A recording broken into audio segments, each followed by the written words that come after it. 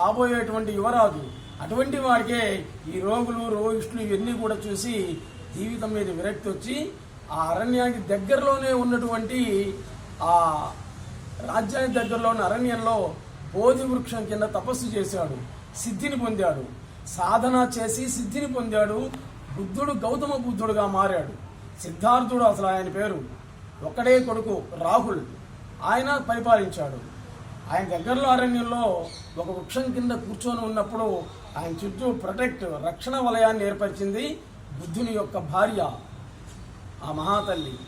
ఇదేగా చాలామంది ఏమంటున్నారు, ఆయన జీవితం మీద విరక్తి వచ్చి అడవులకు పోయాడు అనుకుంటున్నారు. ఆయన అడవులకేం పోలే, రాజ్యానికి దగ్గరలో ఉన్నటువంటి అరణ్యంలో బోధి వృక్షం కింద తపస్సు చేసి సిద్ధిని పొందాడు. ఇప్పుడు సిద్ధి వేరు, సాధన వేరు. సాధన దాటితే సిద్ధి అవుతుందన్నమాట. అంటే భగవంతుడి దగ్గరలో వస్తాడు. ఇప్పుడు చూస్తున్నాం మనం, ప్రపంచాన్ని మొత్తాన్ని గడగడలాడిస్తున్నాడు అఘోరి మాత. అసలు ఆమె ఎందుకు రావాల్సి వచ్చింది? హిమాలయాల్లో తపస్సు చేసుకునేటువంటి ఆమె జనారణ్యంలోకి నగ్నంగా ఎందుకు రావాల్సి వచ్చింది? ఒక్కసారి ఆలోచిద్దాం. ఎన్నో దేశాలు తిరిగింది, సేమ్ అదే విధంగా ఎన్నో రాష్ట్రాలు తిరిగింది, ఎక్కడ నిరసన సెగ అనేటువంటిది రాలే. మన తెలుగు రాష్ట్రాల్లోనే ఆమెకు నిరసన సెగ అనేటువంటిది వచ్చింది. అంటే మిగిలినటువంటి రాష్ట్రాలు దేశాలన్నీ కూడా ఆధ్యాత్మికంగా ఎదిగాయి, అందువల్ల ఆమెను ఏం పట్టించుకోలే. ఇప్పుడు ఆమె వల్ల నష్టం ఏమీ లేదు, లాభము లేదు. మనకు నష్టం ఏముందా? లేదు. కొన్ని లాభం ఏముందా? రెండూ లేవు. ఏదో ఆమె మాన తిరుగుతూ ఉంది. ఎందుకు అంటే ఆమె ఏముంటుంది, జనాలలో అన్యాయాలు అక్రమాలు ఎక్కువయ్యాయి, స్త్రీల మీద దాడులు ఎక్కువయ్యాయి. ఎత్ర నార్యాస్తు పూజ్యంతే రమంతే తత్ర దేవతాః. ఎక్కడైతే స్త్రీలు గౌరవించబడతారో అక్కడ దేవతలు కూడా ఉంటారు. ఈరోజు పంటలు పండట్లే, వర్షాకాలంలో కారణం ఏంటి? అన్యాయాలు అక్రమాలు అధర్మాలు పెరిగిపోయాయి మనలో, అందువల్ల జరుగుతూ ఉన్నదన్నమాట. నీ జోలికి నేను రావద్దు, నా జోలికి నువ్వు రావద్దు, అట్లుంటే పర్వాలే. వాడి జోల్లో ఏముందో అని తెలుసుకోవాలని ఆసక్తి వీడికి, వీడి జోల్లో ఏముందని తెలుసుకోవాలని ఆసక్తి వాడికి. దానివల్ల ఏమవుతుందంటే ధర్మం కాస్త మాయమైపోతూ ఉంది. కాబట్టి ఆమె సాధన చేసి సిద్ధిని పొందింది. సిద్ధిని పొందినటువంటి వాడికి దిక్కు ఆకాశమే దిక్కు, అంతే. మనమైనా అంతే. హిమాలయ పర్వతాల్లో మనం ఒక 4 రోజులు ఉన్నామంటే ఆ సిద్ధులు మనకు కూడా వస్తాయి. అయితే తట్టుకోవడం కష్టం. అక్కడ శ్మశానాల్లో తిరుగుతున్నది, శ్మశానాల్లో నిద్రపోతున్నది, కపాలాలు తలపుర్రెలలో తింటున్నది అనమాట. అది మనం చేయగలమా? చేయలేము. కానీ ఏదో అతీతమైన శక్తి ఆమెలో ఉంది అనేటువంటిది వాస్తవం.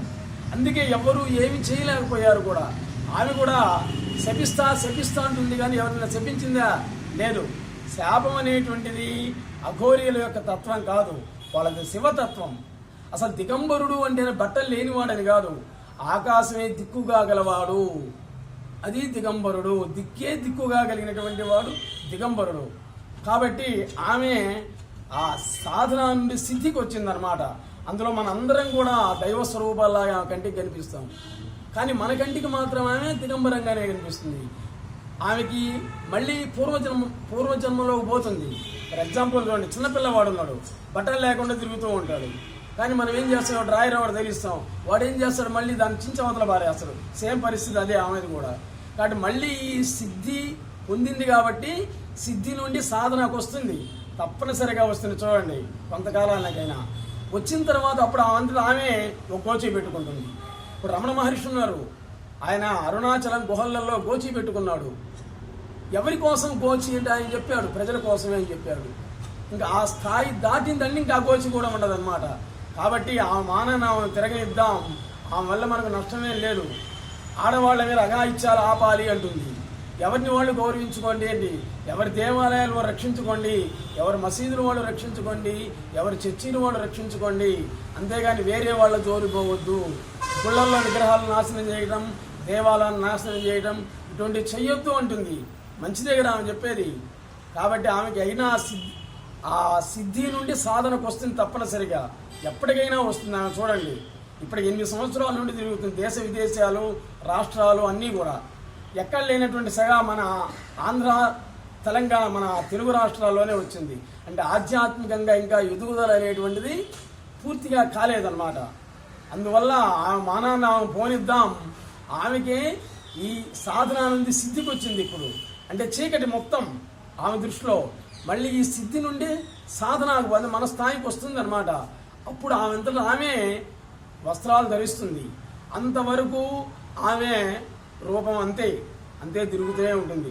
ఎవరు ఎన్ని చెప్పినా కానీ ఆమె పద్ధతి ఏం మారదనమాట. ఇక్కడ ఆమె మానాన్ని ఆమె పోనిద్దాం, మనకు ఆమె వల్ల ఎటువంటి నష్టము లేదు, లాభము రెండూ లేవు. ఆమె సాధన నుండి సిద్ధి పోయిన తర్వాత అంటే చీకట్లో ఉందన్నమాట, జ్ఞానంలో ఉంది. ఆ చీకటి నుండి బయటికి రావాలి, వెలుతురుకు రావాలి. అప్పుడు వస్తుంది తప్పనిసరి. ఇంకో 4-5 సంవత్సరాల్లో వస్తుంది. వచ్చినప్పుడు మన అన్నవారు చెప్పాల్సిన పనిలా ఆమె గోచి పెట్టుకుంటుంది. అంటే మనలో తిరుగుతున్నది. అందువల్ల ఆ స్థాయి నుండి ఈ స్థాయికి రావాలి. అంతవరకు దయచేసి మనం ఎవరం కూడా ఆమె జోలి పోవద్దు. ఆమె చేసేటువంటిది ప్రజాసేవే అని మీ అందరికీ విన్నవించుకుంటాను. నెక్స్ట్ ఎపిసోడ్లో మళ్ళీ కలుద్దాం. నమస్తే.